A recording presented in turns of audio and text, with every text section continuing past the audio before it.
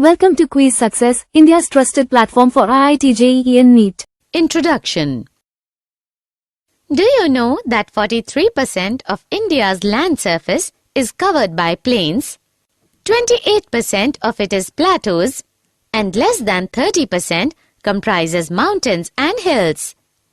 Yes, you are right, and only 62% of our total land area is topographically usable. Lithosphere is the main life-supporting system and top layer of earth is called soil. Soil is the main natural resource which is essential for survival and development. Soil covers more than 4/5 part of land. Objectives. At the end of this lesson, you'll be able to find out mineral riches in the soil, understand the types of soil, find out what is soil pollution, understand the biogeochemical cycles, study the water cycle, understand the nitrogen cycle, study carbon cycle, understand the greenhouse effect, study the oxygen cycle, understand the importance of ozone layer. Mineral riches in the soil. Soil is an important resource that decides the diversity of life in an area. The outermost layer of our earth is called the crust, and the minerals found in this layer supply a variety of nutrients to life forms. But these minerals will not be available to the organisms if the minerals are bound up in huge rocks.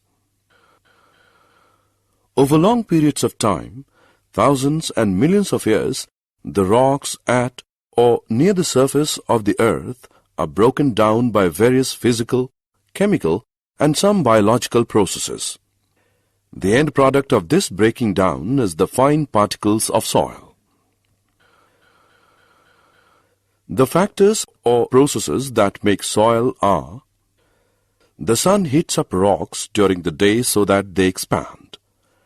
At night, these rocks cool down and contract.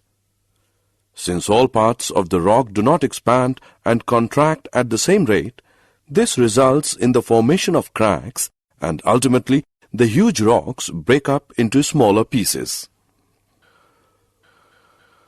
Water helps in formation of soil in two ways. Water could get into the cracks in the rocks formed due to uneven heating by the sun. If this water later freezes, it would cause the cracks to widen. Flowing water wears away even hard rock over long periods of time. Fast-flowing water often carries big and small particles of rock downstream. These rocks rub against other rocks, and the resultant abrasion causes the rocks to wear down into smaller and smaller particles. The water then takes these particles along with it and deposits it further down its path. Soil is thus found in places far away from its parent rock. Wind. In a process similar to the way in which water rubs against rocks and wears them down, strong winds also erode rocks down. The wind also carries sand from one place to the other like water does. Types of soil and soil pollution. Soil is a mixture. It contains small particles of rock, bits of decayed living organisms, which is called humus. Soil also contains various forms of microscopic life. The type of soil is decided by the average size of particles found in it, and the quality of the soil is decided by the amount of humus and the microscopic organisms found in it. Humus is a major factor in deciding the soil structure because it causes the soil to become more porous and allows water and air to penetrate deep underground. The mineral nutrients that are found in a particular soil depends on the rocks it was formed from. The nutrient content of a soil, the amount of humus present in it, and the depth of the soil are some of the factors that decide which plants will thrive on that soil. Thus, the topmost layer of the soil that contains humus and living organisms in addition to the soil particles is called the topsoil. The quality of topsoil is an important factor that decides biodiversity in that area. Use of large amounts of fertilizers and pesticides over long periods of time can destroy the soil structure by killing the soil microorganisms that recycle nutrients in the soil. It also kills the earthworms, which are instrumental in making the rich humus. Fertile soil can quickly be turned barren if sustainable practices are not followed. Removal of useful components from the soil and addition of other substances which adversely affect the fertility of the soil and kill the diversity of organisms that live in it is called soil pollution. The fine particles of soil may be carried away by flowing water or wind. If all the soil gets washed away and the rocks underneath are exposed, we have lost a valuable resource because very little will grow on the rock. This process is known as soil erosion. The roots of plants have an important role in preventing soil erosion. Vegetative cover on the ground has a role to play in the percolation of water into the deeper layers too. Biogeochemical cycles. Biogeochemical cycles are the cyclic pathways through which chemical elements move from environment to organisms and back to the environment.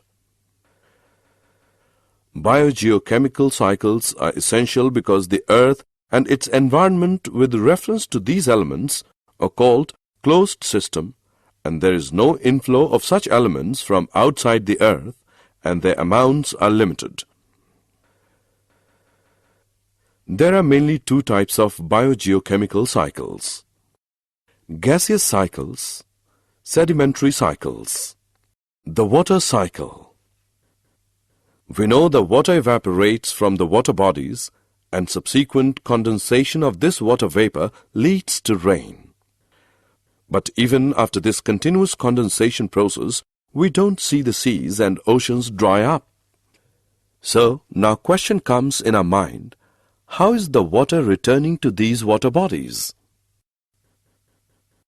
The answer to above question is that the whole process in which water evaporates and falls on the land as rain and later flows back into the sea via rivers is known as the water cycle. All of the water that falls on the land does not immediately flow back into the sea. Some of it seeps into the soil and becomes part of the underground reservoir of fresh water. Some of this underground water finds its way to the surface through springs, or we bring it to the surface for our use through wells or tube wells. Water is also used by terrestrial animals and plants for various life processes. As you know, water is capable of dissolving a large number of substances. The nitrogen cycle. Nitrogen gas makes up 78% of our atmosphere, and nitrogen is also a part of many molecules essential to life like proteins, nucleic acids, DNA and RNA, and some vitamins. Nitrogen is found in alkaloids and urea too. Nitrogen is an essential nutrient for all life forms. However, except a few forms of bacteria, life forms are not able to convert the nitrogen molecule into forms like nitrates and nitrites, which can be taken up and used to make the required molecules. These nitrogen-fixing bacteria may be free-living or be associated with some species of dicot plants in the roots of legumes, generally the plants which give us pulses, in special structures called root nodules. Other than these bacteria, the only other manner in which the nitrogen molecule is converted to nitrates and nitrites is by lightening. During lightening, the high temperatures and pressures created in the air convert nitrogen into oxides of nitrogen, which dissolve in water to give nitric and nitrous acids and fall on land along with rain. These are then utilized by various life forms. Plants generally take up nitrates and nitrites and convert them into amino acids, which are used to make proteins. Some other biochemical pathways are used to make the other complex compounds containing nitrogen. These proteins and other complex compounds are subsequently consumed by animals. Once the animal or the plant dies, other bacteria in the soil convert the various compounds of nitrogen back into nitrates and nitrites. A different type of bacteria converts the nitrates and nitrites into elemental nitrogen. Thus, there is a nitrogen cycle in nature in which nitrogen passes from its elemental form in the atmosphere into simple molecules in the soil and water, which get converted to more complex molecules in living beings and back again to the simple nitrogen molecule in the atmosphere. The carbon cycle. Carbon is found in the elemental form as diamonds and graphite in the combined state. It is found as carbon dioxide in the atmosphere, as carbonate and hydrogen carbonate salts in various minerals, while all life forms are based on carbon-containing molecules like proteins, carbohydrates, fats, nucleic acids, and vitamins.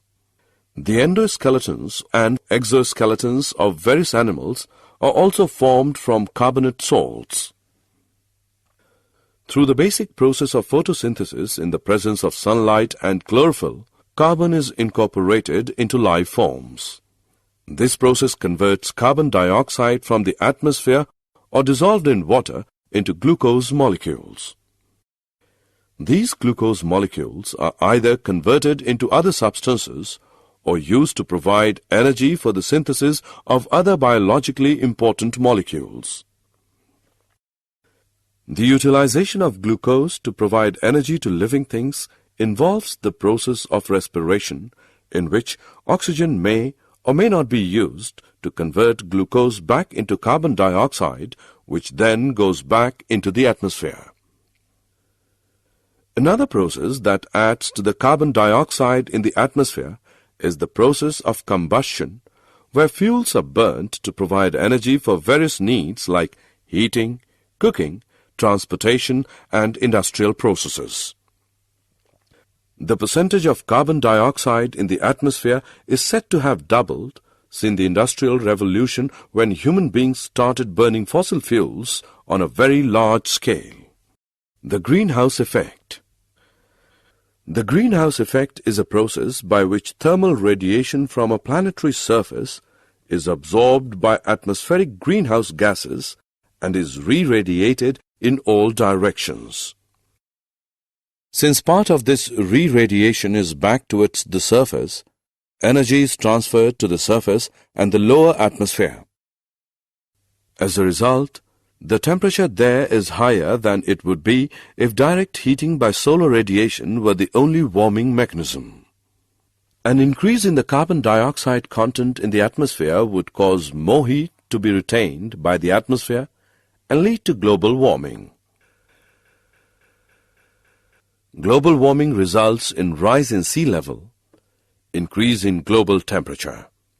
It also affects agriculture adversely, increases chances of hurricanes, cyclones, and floods. Increase in temperature and humidity may cause increase in disease. The oxygen cycle.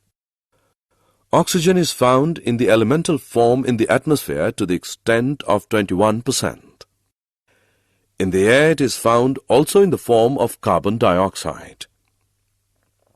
In the Earth's crust, it is found as oxides of most metals and silicon, and also as carbonate, sulfate, nitrate, and other minerals. It is also an essential component of most biological molecules like carbohydrates, proteins, nucleic acids, and fats or lipids.